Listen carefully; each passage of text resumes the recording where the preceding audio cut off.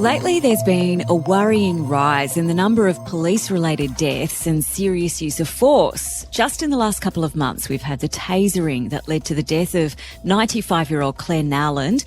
Then there was the shooting of Stephen Pampalian, who was killed in the driveway of his Sydney home. Both were armed with knives. Clare was suffering from dementia. Stephen also had serious mental health issues. And a few weeks ago, a police officer was found guilty of assaulting a First Nations teenager in a Sydney park in a video that went viral. Now, hearing about these cases is a nightmare for Leesa Topic, whose 22-year-old daughter Courtney was shot dead 8 years ago by police in the car park of a Hungry Jack's. She was also armed with a kitchen knife. She also had serious undiagnosed mental health issues. These cases have all prompted investigations and calls for a change to training. And in a sec, we're going to hear from a criminologist who's worried about the shift that happened during the pandemic that went from community-focused policing to what he says is a more force-orientated model. But first, let's hear Leesa's story. Leesa Topic, thank you so much for joining us on The Briefing. What happened the day Courtney died? It was an ordinary day. Bit like today. You never know what's around the corner. We went to work, my husband and I. Our sons went and did their usual thing. Courtney was at home. It was a day she didn't work. She had worked the previous evening at Woolworths. She'd been working there for many years. It was an ordinary day. And then around 2:00 in the afternoon, I heard in the staff room some of the young teachers saying that a young girl had been shot dead at Hungry Jack's. And I remember thinking, how awful, how close to home, how sad. Totally, oblivious to that it was us, it was Courtney. She didn't go out alone. She worked at Woolworths, which was 2 streets away from where we live, and Courtney would walk up and she'd have her head down and wouldn't interact with people.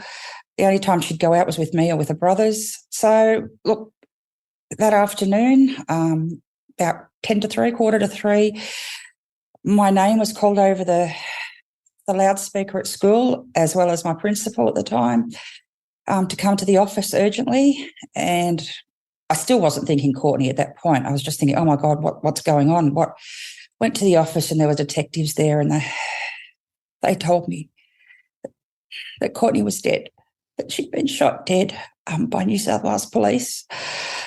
And I just remember collapsing and it didn't make sense. And then I just went into mother mode. What do I do? How do I sort my, the family out, mum and dad, my boys, my husband? What can I do? And it just seems so far removed from Courtney, from us, from everything. And yet here we are, trying hard to live our life and go forward and to prevent any other family having to live this lifelong nightmare. We have to get up and go to work and do our usual daily tasks, and we do them in honour and memory of Courtney, who didn't deserve to die such a senseless and violent death at the hands of those that are supposed to help her. Our children were brought up to, if you need help, you go to the police. And yet here, this kind, gentle soul who did have mental health issues, absolutely, but she did not deserve to die within 41 seconds of the police arriving. Such a violent death. I guess there's been so many same but different, scenarios of people sadly losing their lives unnecessarily. This has got to change. The police need the correct training for the correct situation. It's not a one-size-fits-all. Mental health is not a crime. Dementia is not a crime. And yet these people are dying as though they were common criminals at the hands of those that are supposed to help. Nobody made them judge, jury and executioner. Some people have said, 8 years on, you must be okay by now. We'll never be okay. She shouldn't have died like she did. And if we can do anything, and we would love a meeting with the current police commissioner to discuss going forward in terms of making a difference to mental health training for frontline officers. If they don't have the correct training, how can they be expected to act appropriately? And by working with the police and going forward and changing the training to better encompass different situations, but we've got to try to make it less deadly to those that are suffering mental health issues, dementia, And us, the families, are left to get up each day and do what we can to make a difference. And that's why we do this. So, Leesa, I'm sure you've spent so many hours reflecting on what could have happened differently and what can be done differently when it comes to police training. Where do you think the holes are? The issue of mental health is growing exponentially, and especially around our young people. I work in a school. I see it firsthand. More and more of the police's call-outs and interactions with the public relate to mental health. Now, mental health on its own is not criminal, so they need to be better equipped and better trained to understand and to recognise where this person is suffering in a mental health psychosis or a mental health issue. We need to change, I guess, the culture, if you like, that everybody that the police come in contact with are not criminals. With us doing, helping with training and that, it helps the police too.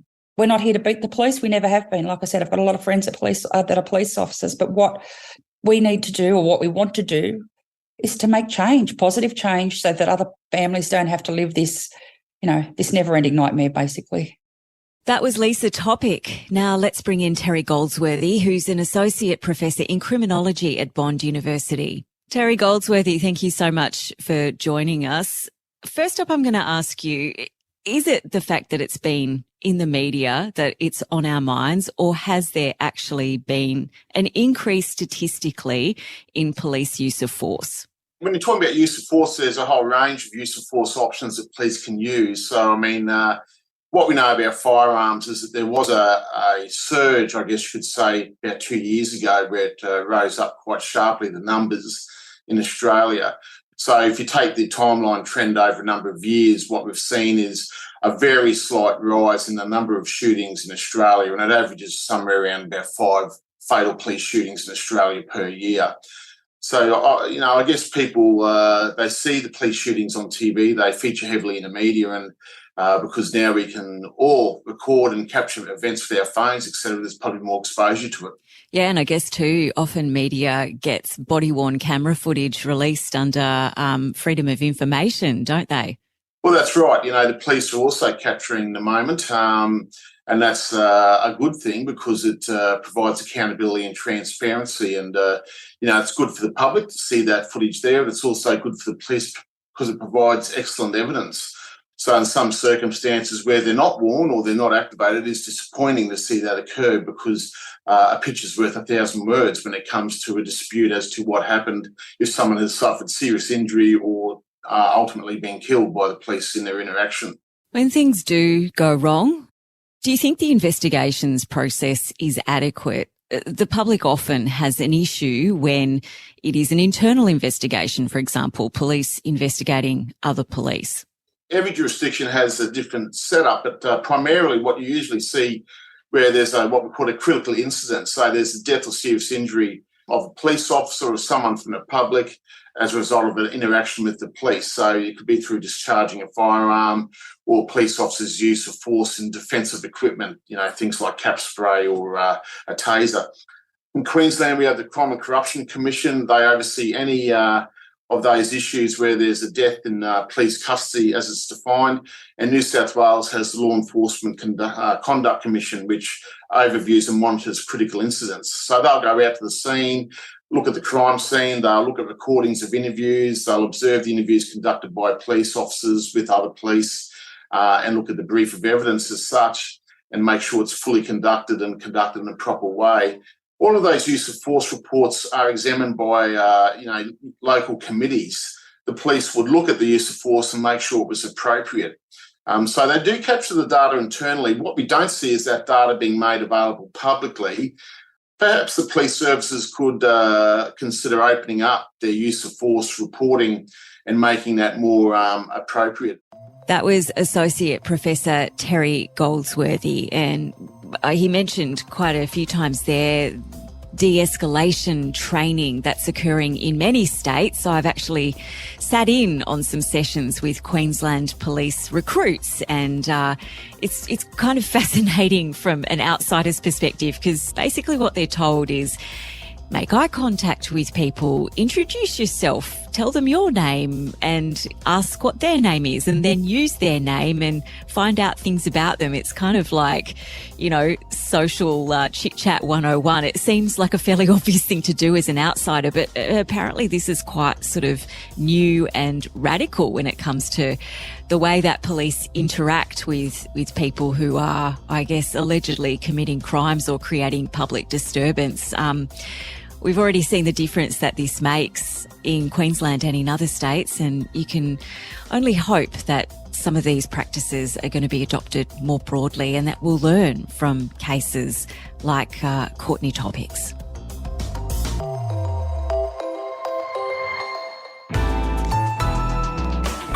Listener.